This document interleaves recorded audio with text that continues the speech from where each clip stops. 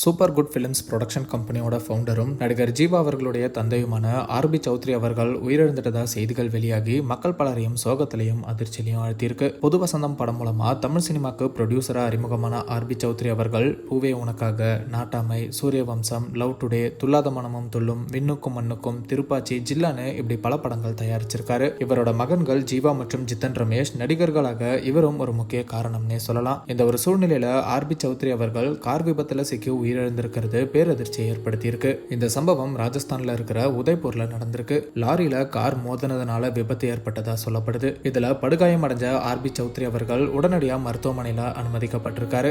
ஆனா சிகிச்சை பலன் இல்லாம அவர் உயிரிழந்திருக்காரு. மலையாளம் இண்டஸ்ட்ரியோட ப்ரொடியூசரா இருந்த இவர் தமிழ்ல பல வெற்றி படங்களை தயாரிச்சிருக்காரு. மேலும் தெலுங்கு மற்றும் கன்னடம்னு மற்ற மொழிகள்லயும் படங்கள் தயாரிச்சிருக்காரு. கிட்டத்தட்ட 90க்கும் அதிகமான படங்கள் தயாரிச்ச ஒரு லெஜெண்டரி ப்ரொடியூசர் தான் ஆர்பி சௌத்ரி அவர்கள். 100வது படத்தை தளபதி விஜய் அவர்களை வச்சு தயாரிக்கணும்னு ரொம்பவே ஆசைப்பட்டாரு.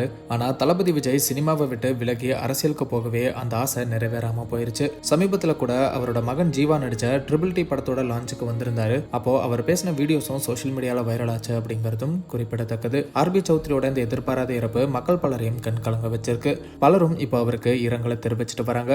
மேலும் அவங்க குடும்பத்தினருக்கும் அனுதாபங்களை சொல்லிட்டு வராங்க. ட்ரெண்டாக் சார்பா மறைந்த ஆர்பி சௌத்ரி அவர்களுக்கு எங்களோட இரங்கலை தெரிவிச்சுக்கிறோம். ஒரு ஆசை காமிச்சார். இன்னைக்கு எனக்கு புது BMW வாங்கி கொடுத்துருக்காரு அவரு. அதனால நானும் ஒரு ஜீவாவுக்கு ஒரு கிஃப்ட் ஒன்று வச்சிருக்கேன். அந்த கிஃப்ட் எல்லாருக்கும் நான் கொடுத்துறேன்.